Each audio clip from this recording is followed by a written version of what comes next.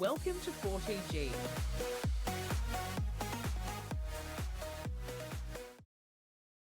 Hey team, and happy new year. I hope you had a lovely break with your loved ones, with your family, friends, and enjoyed the time off. I know many of us and many of you will be going back to work, you'll be getting back into training. And I wanted to release this episode now that all the hype and the noise around New Year's resolutions have died down. I want to drop in with some real talk because this isn't going to be your typical New Year, New You episode.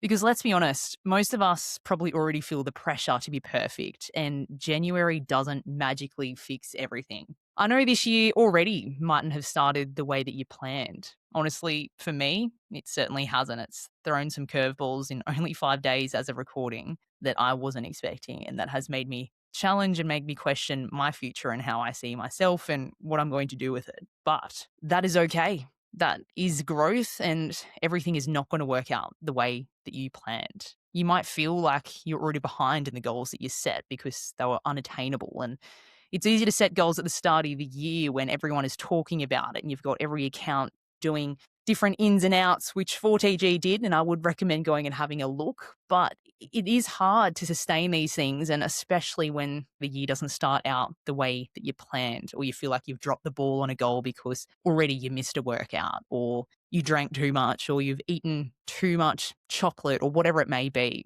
But the truth is that in 2026, you're going to fail. You are going to fail in some way, shape, or form. You're going to be challenged, and not everything is going to work out magically as you have written down in your goals. But that is where the real growth is. So this episode, it's not going to be about hype or empty resolutions that you're never going to achieve. It's going to be about 7 reminders that will help you be real. It will help you be vulnerable and set ourselves up for real growth, no matter what life throws at us in 2026. So let's get into it. The first one is that we need to focus more on process over outcomes. We need to focus on who you are becoming. We all know in New Year's resolutions, we set goals that are like, I need to lose 10 kilos by next year.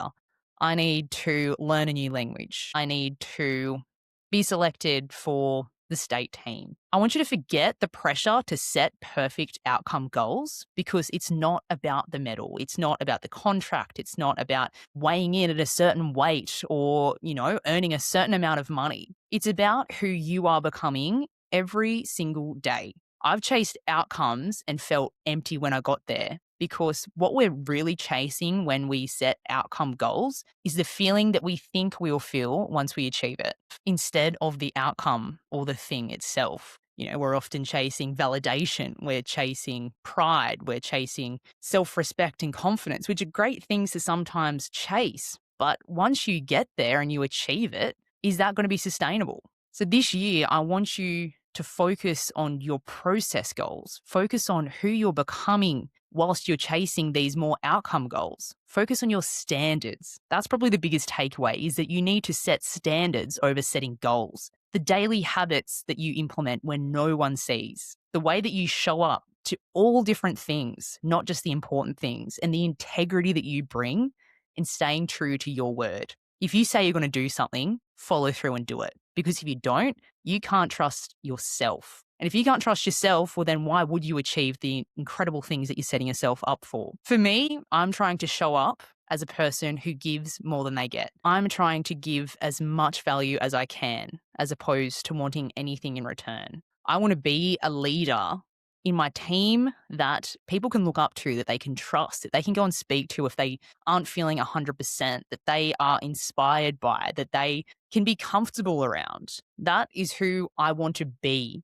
The outcome is irrelevant. My outcome for footy in itself is obviously to play AFLW, but that will take care of itself if I am being the person that already acts as if I'm there, if I'm being the leader, if I am putting in the work, if I'm turning up to rehab sessions and turning up to training sessions when I don't want to, if I am saying no to drinking in the silly season every second night.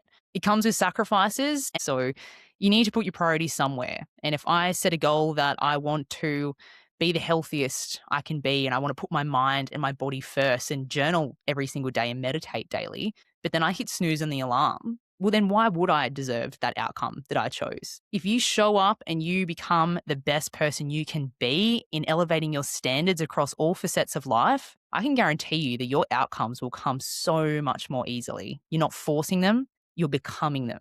So now think, what is one process or habit that you are going to commit to no matter what? One that I've implemented is that I want to leave my phone outside of my bedroom and just set an alarm on my watch, because for too long I wake up in the morning when your subconscious is most vulnerable and I scroll and I read one article or I see one comment or one post that is negative and I'm already in fight or flight mode. It's like someone has already taken control of my morning. Same when I go to bed. I've had a good day and then I finish off mindless scrolling and I'm absorbing all this negativity that's in social media, that's in the news. And it's just like allowing 1,000 people to come into your bedroom in the morning or night. It can't be good for you and it's not good for you. It's a waste of your time. So my phone is going outside of the bedroom in 2026, and in its place is going to be reading 5 to 10 pages of a book every night and journaling. So let's just pause here. What is one process or habit that you want to commit to this year, no matter what? Not when it feels good, not when everything else is going to plan, but one thing that you're going to do, irrespective of not having enough time, not having the energy, other things showing up at its place. This is a non negotiable. And if you stick to it every single day, you learn to trust yourself. You're a person who follows through, and that is what is going to help you raise your standards and eventually achieve your outcomes. The second reminder or lesson is that we need to embrace failure more and change. We have such a negative relationship with the word failure and how it feels. But failure is data. You will not be successful unless you fail again and again and again, but you do something with it. You change what you've done last time to become a little bit better. Failure is not personal, and we always see it as such a personal attack. Failure is the road to success, and you are going to fail this year. In some way, shape, or form, you will fail. Mark my words. You might even change direction, and that is also okay. That is not weakness. It's self-awareness, and it's putting yourself and your needs first. Have you ever had a goal and you realize you don't even really want to do it, but you're doing it because you said you were going to do it, or it sounds good, or you feel like you'll be letting others down if you don't continue through and achieve it? Get rid of that goal and replace it with something that gives you purpose. I've had to step away from lots of goals that no longer lit me up. And it was scary at the time because, again, your identity is linked to that goal. But it's also the bravest thing you do by stepping away from it and by taking ownership of your own happiness. Your worth is not tied to ticking a box. So if that goal no longer serves you, be bold enough to pivot. You can do this mid-year. You can do this after 1 week of the new year. It does not matter. You do not need to set your 2026 goals and feel like you need to achieve them to be successful or to feel like you have achieved what you set out to in 2026. Your life will change. Your circumstances will change. Your challenges and opportunities will change. So your goals can also change. Be bold enough to pivot. So now, what do you need to give yourself permission to change course on? Think about that for a moment. Ask yourself, are all the goals that you're setting really true to you, or are they more trying to please others? Are they more trying to tick the box? Because if they are, you're not going to show up the way that you need to or the way that you want to.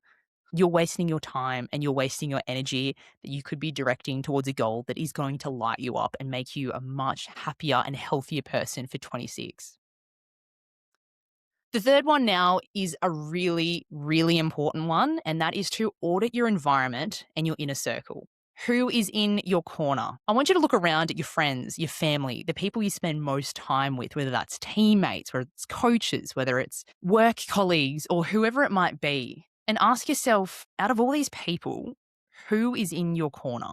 Who drains you? Who are those people that you sit with at lunchtime or you go to training with, and as soon as you're around them, you just feel negative and you leave feeling like your energy has been drained? Who constantly say these little negative comments that they might think are funny that you also might just laugh off, but actually makes you feel quite insecure, and their attacks at you, and you leave feeling like, God, I've got nothing from that conversation other than dread. And you leave just thinking, I feel so much worse coming from that conversation than I did before it. These people are energy and dream leeches, and you need to get rid of them. It's a hard thing to do. Sometimes you can't completely chop them from your life because they could be your family. They could be close friends that you've had for over 10 years, but they don't align with what your dreams and your goals and your visions are. And unfortunately, that saying that you are the average of the 5 people that you spend the most time with is absolutely true. So if you can't completely chop them from your life, distance yourself from them. Unfollow them on social media or mute them on social media. If you're at training and you have to partner up with someone, deliberately go to someone else. If they start being negative or start having digs at you, stop them. Stand up for yourself. You don't have to take these things. You can stop being a people pleaser and being agreeable. You are the protector of your own energy. And if you're leaving that conversation feeling really down, that is your responsibility to ensure that it does not happen again. Your energy is your most prized possession. And if it is being drained by people who are projecting their fears and their insecurity on you, at the end of the day, you've got to have the accountability to realize, right, I need to do something and stop being the victim in this. Alternatively, with your environment, you need to upgrade it. So if you have a cluttered house, if you had a cluttered room, you will have a cluttered mind. Again, this comes to accountability. You need to set yourself up in an environment that's going to inspire you, that is going to make you feel at peace, that you can come home to and you can relax and rest. If you've got clothes and shit all over the floor and on your desk, you are not going to feel productive. You are not going to feel motivated. You're not going to feel inspired. You're going to feel a little bit dirty. You're going to feel really claustrophobic. And that is something that we can all change today to ensure that we have a better, clearer, and more positive tomorrow. And what I've also previously mentioned, especially with our social media, we have the ability to unfollow accounts that aren't serving us, to unfollow people that aren't serving us, unfollow people that you were friends with in school and have absolutely nothing to do with now. It is okay. It's not a personal attack. And if you do feel like it is too raw to unfollow someone, mute them. They won't even know. But you do not need to have an account where all you see is these people who might bring up negative emotions, who might be saying negative things, and who maybe are completely fine, but they're just on a different path to you. It is okay to want to fill your account with people that are going to uplift you, inspire you, and add positivity to your life. So, what is one upgrade that you're going to make this week? It can be small. It can be, I want to clean my room every night instead of allowing it to get a week's worth of clutter and crap everywhere. It can be, I want to unfollow that one person who just seeing their name gives me the ick and just brings up all these old emotions and maybe an old identity of myself that I don't want to have anything to do with because I put in all this work to grow from that person. One upgrade per week when we have 52 weeks in the year can put you in a position that you won't even recognize yourself this time in 1 year. So make the one upgrade, stick to it, and see how good your life can get. Before, we need to have radical accountability. Now, I've mentioned accountability in the last couple, but at the end of the day, no one is going to come to save you. No one is going to go out of their way and achieve your dreams for you. No one is going to hold your hand, tell you that it's going to be all okay. That is not going to happen. So I want to be brutally honest and say that if things aren't serving you this year, only you can change it. We all know that person who they're constantly whinging because they're not happy, but they never do anything about it. And it just is so frustrating. Don't be that person. Take accountability, take ownership of your life. If something's not serving you, leave it. If you have a dream or an outcome or a goal within your sport that you want to chase this year, say you do want to make the state team or the national team, one of the best things you can do is go and book a chat with your coach or a mentor. Be brutally honest about what you want to achieve, about your fears, your doubts, so that you can create these sort of expectations. Not only will that make yourself accountable, having set out these goals and told someone about them, it's also going to make your coach accountable and be able to help you achieve those goals. There are so many goals that die because they're just in your head and no one verbalizes them and tells other people about them. If you say, look, I want to make this team, that coach can then be like, right, this is exactly what you need to do. You need to work on your marking. You need to work on your aerobic capacity. You need to work on your routine, your style, whatever it might be. But if you've got goals that are going unsaid, well, there is nothing or no one that can help you other than yourself. And if you set these goals and your coach doesn't make any changes or doesn't help you achieve them, or worse of all, says just keep doing what you're doing and doesn't select you or challenge you or just say what you need to hear at face value, leave. You need to leave because you're going to waste your time. You're going to waste your energy. You're going to start questioning yourself, your own self-worth, your own skills, and you are not going to grow.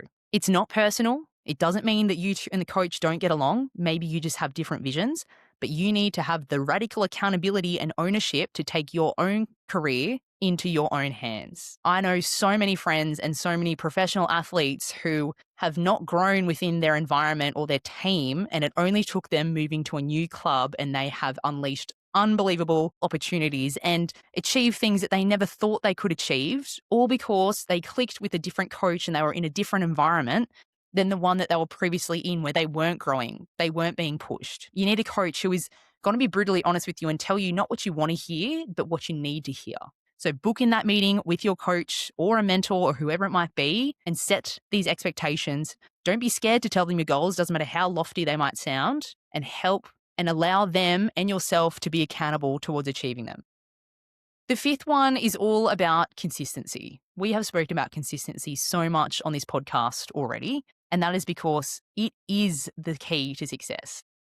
Big wins are always built on small daily habits that are performed consistently. Again, when no one's watching, when you don't want to. Going to that rehab session when it's cold, you haven't slept well, but you still get up, you don't snooze your alarm, you get changed, you get yourself in the car, you get there and you do that first rep. That's sometimes all you need to do. If you do all those things and you get to the gym and you do one rep, for all I'm concerned, you can leave after that because you've done the hard thing. But how often would you do all of that and only do one rep? Once you get there, you do the whole thing because you've already gone to the effort and you leave feeling so good about yourself. It's amazing what your mind can do and the excuses that it can come up with when you don't want to do something. But the real win is overcoming those voices in your head and being true to yourself and your own goals and being consistent. Be true to your word. And it is also where you build the confidence and trust within yourself. God, I know when I was doing my rehab journey, there were so many days where I just did not want to, and I kept saying, I could just snooze. Maybe sleep will help me more today, or I'm a bit sore. Maybe I need a bit more recovery today. And they were just excuses. But once I got there and I did it, I just felt so much better. So consistently do the small things well, and big things will come from that. So all of you think right now, what is one small habit you're going to keep this year, even when it's hard? Another small habit that I've implemented in my own life is every single morning I have a shower and I finish 1 minute with the cold completely on. It sucks. I hate it. It's never getting easier. But if I conquer what could be probably the hardest thing I have to do in my day, I hope it's the hardest thing I have to do in my day, then I've already set myself up for a great day. There are physical benefits with it, I believe, but the biggest benefit is psychological. And it's proving to myself that I trust myself and I have integrity. And if I say I'm going to do something and I follow through with it, I feel so much more better and more confident. And guess what? When the next hard decision comes up in my day, I've already achieved probably the hardest one. So the next one, absolute breeze. The sixth one is be brave and back yourself. I spoke about in the last episode was you need to be your own number one fan. It takes guts to step away from something that's not serving you, but you need to believe that is going to be the best choice. You need to believe in your capability. It takes guts to step away from something that's no longer serving you because you do fear that the person you're stepping away from or the team, they might judge you. They might resent you. But that is also none of your business. What other people think of you is none of your business. The only person's image that you need to worry about is your own. How do you think of yourself? It takes courage to start again. Again, we look at Georgia Nan Scorn in her episode. Highly recommend going and listening to that if you haven't already. It is absolute textbook what happens when you step away from something that has been your whole life and you have worked your whole life towards, but is no longer serving you, because she stepped aside from hockey and she found herself in love with sport again after joining. And she is now the best and fairest at Essendon AFLW for the 2025 season. She would have never done that if she was too scared to step away what she thought was destined for her. So this year, be brave and back yourself. Be your own number one fan. No one is going to come and save you but yourself. You are capable of more than you can even imagine. All right? But it is your self-limiting beliefs and these old stories and narratives that you tell yourself that are holding you back. Set the standards, become the best person you can be, the person you would be proud of. Be the person that you wish you had to look up to as a 16-year-old. and show up daily. Do the little things, do them well, do them consistently, stop making excuses, be accountable, and you will have an unbelievable year. You're still going to fail. You're still going to face challenges, but you're going to be able to overcome those challenges and see the opportunity in the challenges. And you're going to be a better person in all areas of life. And that is what we want at 4TG. We're not just here to breed the best athletes. We're here to breed the best women who empower others, who lift others up. They are the women that we want to build here, who are resilient, who are confident, and who believe in themselves and their own capabilities. Last one is to join the 4TG community so that you are with other like-minded women and men and supporters of women's sport who will support you, who will lift you up, who are going through what you're probably going through. The biggest thing here is that you are not alone. You are with a whole community of people who are probably facing the exact same challenges that you're facing today. And if you want a practical way to overcome this, please join the free 4TG masterclass that we're hosting on January 18 at 7:30 p.m. We're going to go into these topics at a deeper level. We can also go into what you want to talk about.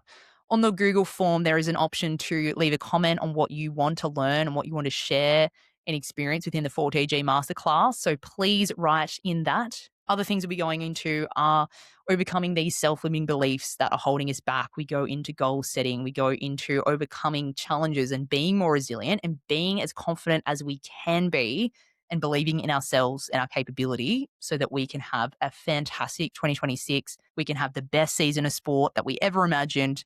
We can also just be a better person and be more confident in all areas of life, whether that be work, whether that be study, whether that be relationships. The other thing I want to say is that if you want someone to keep you accountable, message me.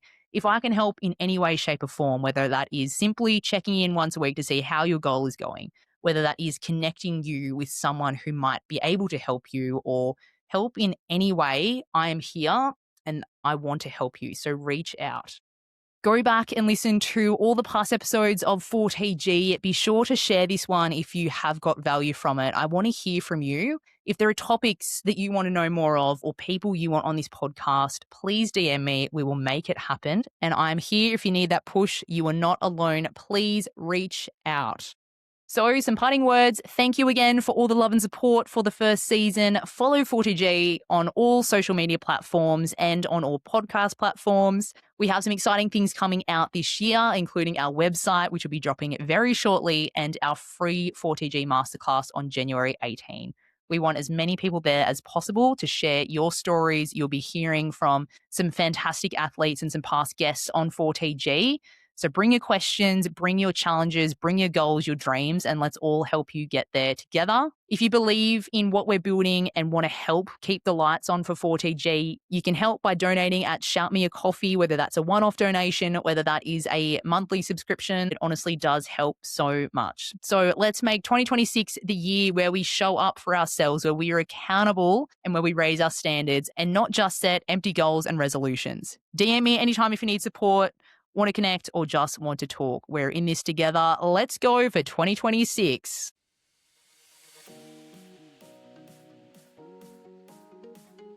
You've been listening to 4TG, where the future of women's sport is being shaped, one story at a time. If today's episode hit home, subscribe, rate 5 stars, and send it to someone who needs that push. Stay in the loop at 4TG_podcast or on 4TG.com. We'll see you next time. Same mission, same movement. This one was for the girls.